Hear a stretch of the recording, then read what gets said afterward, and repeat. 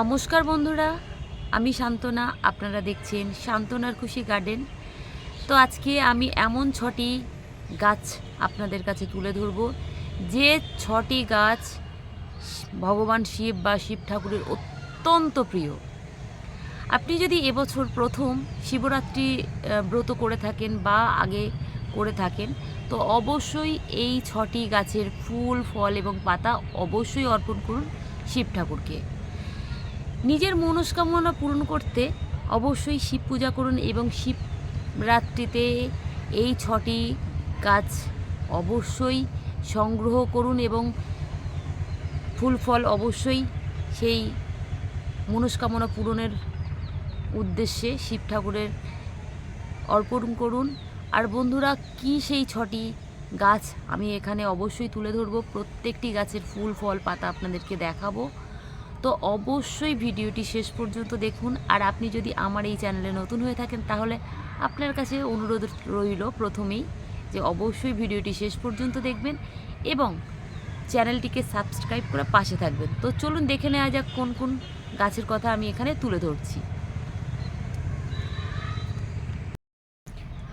বন্ধুরা, এখানে প্রথম যে গাছটি আমি আপনাদেরকে বলবো বা যে গাছের কথা বলবো সেটি হলো বেলপাতা।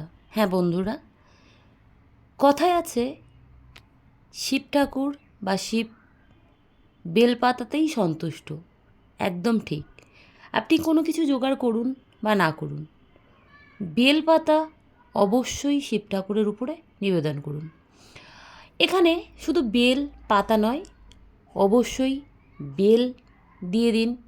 আবার যদিও এটি সম্ভব না, তো শিবরাত্রিতে না হলেও যে সময় বেল গাছের ফুল ফোটে, সেই ফুলও কিন্তু আপনারা অবশ্যই শিবকে নিবেদন করতে পারেন।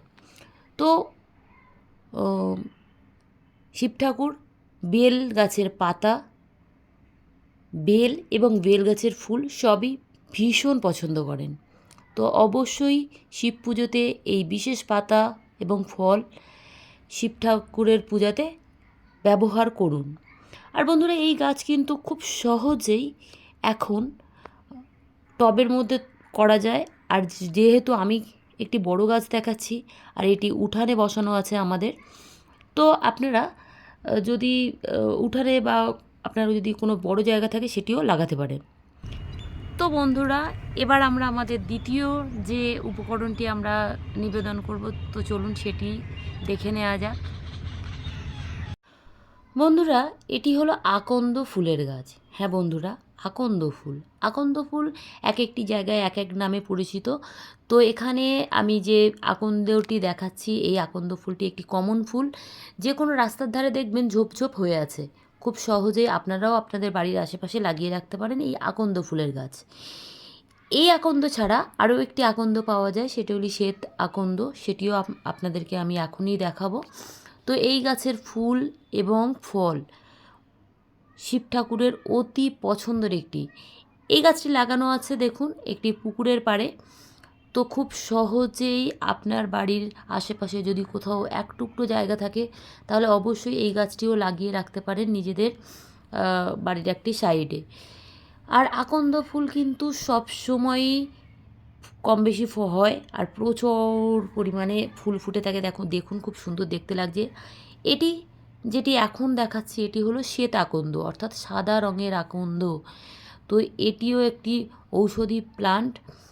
তো অবশ্যই এই আকন্দ ফুল, শ্বেত আকন্দ পারুন বা নর্মাল আকন্দ, যে কোনো আকন্দই আপনারা কিন্তু শিব পূজায় ব্যবহার করতে পারেন। এটিও শিব ঠাকুরের ভীষণ প্রিয় একটি ফুল। আর অবশ্যই আপনি যদি শিব পূজা করেন, তাহলে আমি বলবো অবশ্যই এই ফুলের মালা তৈরি করে শিব ঠাকুরকে নিবেদন করুন। বন্ধুরা, তৃতীয় উপকরণটি যেটি আমরা ব্যবহার করব, চলুন সেটি সম্পর্কে ছোট্ট কিছু তথ্য আমরা জেনে নিই। বন্ধুরা, এটি হলো ধুতরা ফুলের গাছ। ধুতরা ফুল কিন্তু বিভিন্ন কালারের চলে আসছে এখন, আর বিভিন্ন কি বলবো ভ্যারাইটি বলা যায়। তো এখানে এটি ডবল ভ্যারাইটির একটি ধুতরা ফুলের গাছ। এখন বিভিন্ন জায়গায় ধুতরা ফুল খুব অ্যাভেলেবেলভাবে চাষ করছে। অনেকেই কিন্তু টবেতে এই গাছ চাষ করছে, ভীষণ সুন্দর হয়। এখানে কালারটা দেখুন, খুব সুন্দর একটি কালার। আবার এখানে যে ধুতরাটি দেখা যাচ্ছে, এটি কিন্তু পাহাড়ি এলাকার ধুতরা। এটিও আমার বাড়িতে প্রচুর পরিমাণে হয়ে আছে। তো খুব সহজেই আপনারা কিন্তু ধুতরা ফুল চাষ করতে পারেন।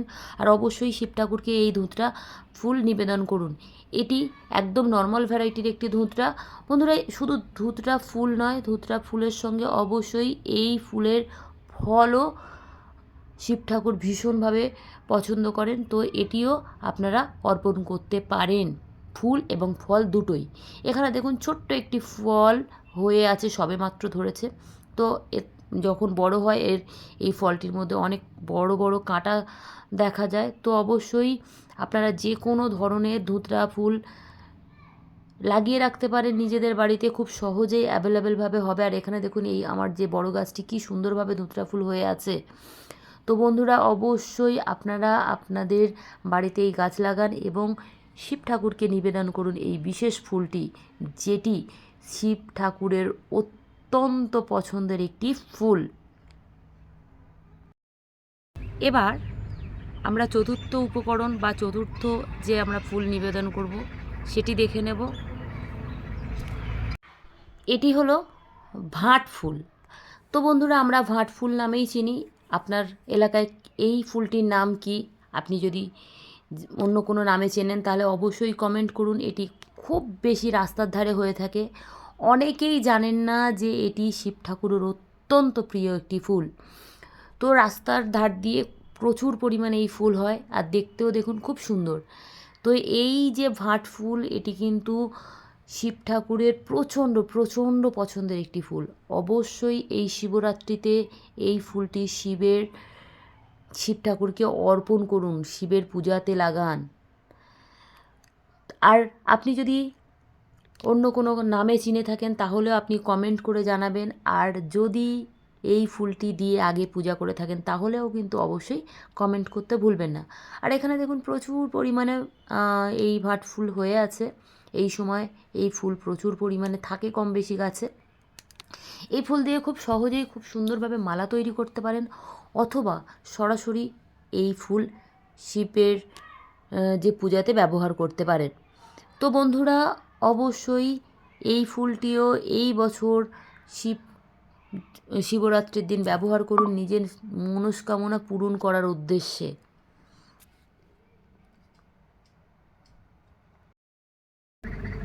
পঞ্চম ফুলটি আপনারা সবাই চেনেন, আমাদের অতি পরিচিত অপরাজিতা ফুল বা নীলকণ্ঠ। এখানে সাদা অপরাজিতা আমি দেখাচ্ছি, যদিও নীল অপরাজিতা শিব ঠাকুরের আরও বেশি প্রিয়।